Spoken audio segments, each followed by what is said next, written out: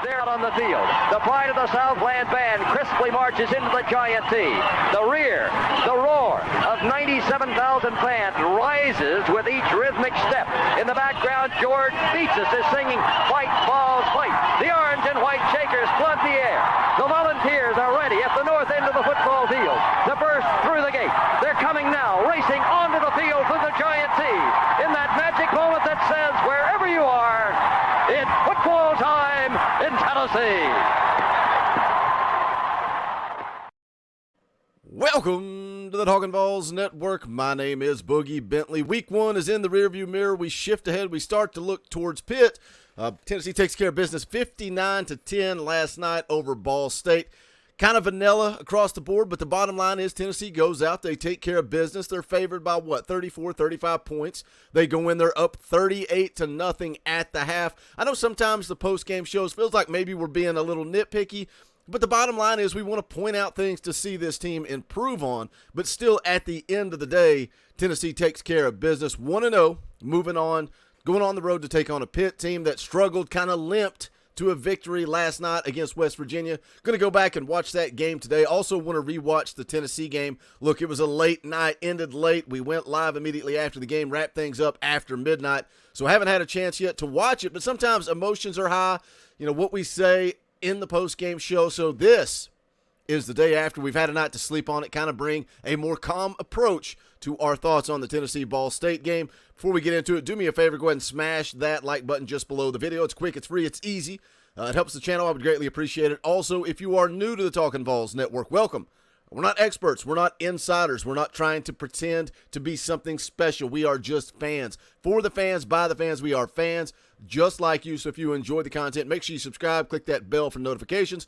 You won't miss out when we go live or when we drop a video. Let's start on the offensive side of the ball. A lot of talk about Hendon Hooker, the Heisman Trophy campaign. I don't know that he necessarily played like a Heisman Trophy candidate last night, but he was efficient, played solid, ended up today 18-25, 221 yards and 2 touchdowns. Also added a couple of rushing touchdowns to the stat line. Now, you know, Hendon Hooker was very efficient, made great plays. I feel like, you know, the wide receivers kind of hurt him a little bit. He had a few drops. Princeton Fant had a drop. Jalen Hyatt had a drop. Brew McCoy dropped the ball in the end zone. That changes his line drastically. He, 21-25, but he also had some overthrows. But again, it's week 1. It is what it is. Very vanilla game plan, and I still like the way Hendon Hooker went out there and led this team, played efficiently in the passing game. What really excited me was the number of wide receivers that went out and made plays. You know, Cedric Tillman, the guy coming in, we know he's going to be the leader of this wide receiver room. We're expecting big things from him in 2022, and he kind of quietly led this wide receiver unit last night. 6 catches, 68 yards, did not get into the end zone, but still led the team in receptions kind of quietly. You know, but then you had a lot of different guys that contributed to this football team. Jimmy Holiday, 4 catches. Ramel Keaton had 4 catches for 57 yards. Keaton had a really nice play across the middle, kind of got bounced around like a ping pong ball, broke some tackles, made a nice play there. Brew McCoy showed he's going to be a part of this offense. 3 catches, 42 yards, did have the drop in the end zone. Jalen Hyatt also, what a great start. What a great start to this football team. Ball State comes out, tries to get cute, try to run the double reverse, flea flicker type play. Tamarion McDonald stays home, makes the interception. Very next play, Hendon Hooker connects with Jalen Hyatt for a touchdown. And those are 2 young guys that we spent a lot of time talking about over the last couple of weeks. You know, Jalen Hyatt talking about getting his body right, doing what he's supposed to do, asking VAWLS Jones, how do I get to your level? He comes out, and he's the first guy into the end zone on the first play from this Tennessee offense. And then also Tamarion McDonald, a guy that this coaching staff has really praised this fall camp, said he's locked down that star position, not allowing anybody else to push for playing time. So what a great little opening to the ball game there with Tamarion McDonald getting the pick. And then we follow that up with Hendon Hooker to Jalen Hyatt for the touchdown. Also on the offensive side of the ball, running the football, I think they were efficient. Again, it's week 1, and that's what's so hard about these games. Week 1, it just seems so basic, so simple, such a dialed down offensive scheme and defensive scheme. But offensively running the football, Jalen Wright looked really impressive to me, and especially for a guy that has been very limited in fall camp. Hasn't had a whole lot of contact. I thought, honestly, I love Jabari Small. I thought Jalen Wright looked like the better back last night. And again, long way to go. We're going to need both of those guys. We need Jabari Small, Jalen Wright to be a good, solid 1-2 punch. And this coaching staff has talked about how they're going to go with the hot hand. Once we get into SEC play, once we get into the heart of the schedule, they're going to go with the hot hand. Whoever is playing best at running back is going to get the majority of the carries. But I thought Jalen Wright ran the ball hard last night. He was physical. 13 carries, 88 yards, and a touchdown. Jabari Small also had 13 carries for 63 yards and a touchdown. Dylan Sampson looked nice at times. Sometimes I think we get a little excited about these freshmen. But again, he looked good, hit the hole hard. 10 carries, 32 yards, 3.2 yards per carry, and also got into the end zone with a touchdown. Now, I get it. Some of you guys were saying in the comment section that he's also out there running behind the second string offensive line. Look, it's Ball State. I'm not putting too much into it. He did look good. He did hit the hole hard. There are still some concerns, though, with this football team. The questions we asked going into the game: can Tennessee be better getting off the field on third down? Can they force turnovers? What about that second quarter, that mysterious second quarter that Tennessee struggled so much in? Well, I'd say they fixed that week one. 21 points, 0 for Ball State in the second quarter. Third down efficiency, Ball State ended up 5 of 14 on third down and also 0 for 2 on fourth down efficiency. I like that Tennessee, their defensive line, and, we're going to get a little critical of them here in just a moment about not being able to get after the quarterback. But again, I feel like they are very strong in the run game. And I feel like that was the case last year. I feel like they were pretty good in short yardage situations. Look, Ball State kind of threw caution to the wind. They said, look, we're not expecting to win this game. We're going to go out. We're going to go for it on fourth down. We're going to do it early. We're going to set a standard. And you kind of like the gutsy call from their coach, knowing where they're at as a football program. But a couple of fourth downs and shorts, and Tennessee just digs in and makes plays, stuffs them at the line of scrimmage. Again, 5 of 14 on third down efficiency. I also like that the defense was able to force a couple of turnovers. Had the interception from McDonald, also had one from Kamal Haddon. You also had the fumble, which was more of a kind of a fluke play. That Ball State running back just trying to make a play, trying to get in the end zone, coughs up the football. Just reminded me so much of that Pig Howard fumble way back in the Butch Jones era against Georgia. Just you lose the ball, hit the pylon, and then it's a touchback. I think that's a dumb rule.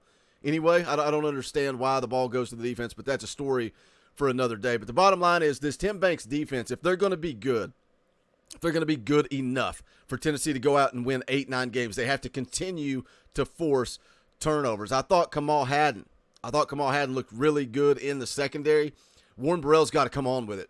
Warren Burrell needs to come on, and they played a lot of guys. They played a lot of guys in the secondary. We saw Warren Burrell out there. We saw Christian Charles out there. Wesley Walker was playing some in the star position. Kamal Haddon, Brandon Turnage got a few snaps out there. It's going to be interesting to continue to watch that secondary. I think, going into this game, again, favored by 34, 35 points, whatever it ended up being, Tennessee knew they were going to go take care of business, and they were rotating a lot of guys early. We saw Elijah Herring out there on the football field in the second series of the game. So they were going to rotate guys. They were going to play young guys. And I don't think that secondary, especially the corner position, I think your safeties are pretty much locked in. I don't think Warren Burrell's got that starting job locked down. And he's got to come on with it. He got picked on a little bit last night. I feel like the secondary, again, talking about a vanilla game plan just across the board, I feel like the secondary played soft at times, very soft coverage, a lot of gap between the wide receivers. When are they going to come up, play a little press, get in their face, be physical? Didn't really see a whole lot of that last night. The biggest concern for me, and I know, again, we're not nitpicking. It's facts. Call a spade a spade. Tennessee did not get after the quarterback. They didn't. Not a single sack on the night. Leading up to the game, some people in the comments, live chat, talking about BY going to go out and ball out. BY is going to go out and get 4 to 5 sacks in week number 1, going to dominate. Didn't see it. Just did not see it. And again, it's week 1. The defensive scheme was very basic. They didn't bring a lot of elaborate blitzes, and that's fine. I understand that. That's a valid point. But it's still Ball State, and I would still like to see, BY, Tyler Barron, somebody getting after that quarterback. Now, some of it, again, I'm going to go back and rewatch the game today. Let me know your thoughts in the comment. Was some of that lack of pressure on the quarterback more offensive game plan from Ball State? Were they getting the ball out quick? Was that part of Tennessee not getting to the quarterback? We're going to be tested next week. got a couple of extra days of practice, and then Tennessee will go on the road to take on Pitt. Again, they were in a fight. They were in a fight last night. It was wrapping up while we were live on air. Pitt gets it done. Pick 6 late in the game. I still like Tennessee's chances. I like where Tennessee's at. Yes, there are some concerns, but there always are. There are always concerns coming out of week 1. But the bottom line is Tennessee went out, took care of business, 59-10. Again, up 38-0 at halftime. You were able to get Joe Milton out there, get Joe Milton some run. Good little line for him, 8 of 9 for 113 yards and a touchdown. Could have had 100% accuracy. Just a little overthrow there on the backup tight end. Hunter Salmon was wide open in the end zone. Other than that, Joe Milton looked good. Joe Milton made some nice plays. I'm just excited about this football team, the depth on this football team, some of the youth on this football team. Still like Tennessee to go on the road and take care of Pitt. Got tons of content coming your way this week. I'll be live Sunday night playing NCAA football at 6:30 p.m. Eastern Time, but also talking VAWL football. And sometimes the post-game shows, again, they're so chaotic. Got a lot of people in there trying to interact with everybody. You want a more dialed-in conversation, come hang out NCAA Sunday night, 6:30 p.m. We'll talk about this game again after having an opportunity to go back and give it a rewatch. But hit that comment section. Give me your thoughts. What are your opinions? Anything changed last night to this morning when you woke up talking about this Ball State game? But that's going to do it for this one. If you have not done so yet, please make sure you smash that thumbs up on the way out the door. Go check out the official merchandise of the Talkin' VAWLS Network. You can go to bonfire.com/store/Talkin' VAWLS. Any and all support greatly appreciated. A lot of new members coming into the channel as we get geared up for the season. If you want to become a member, hit that join button down below. For as little as 99 cents a month, you support what we were trying to do on this channel. We would greatly appreciate it. But if not, just hit that thumbs up. Leave me your comments. That's going to do it for this one. Appreciate you guys hanging out.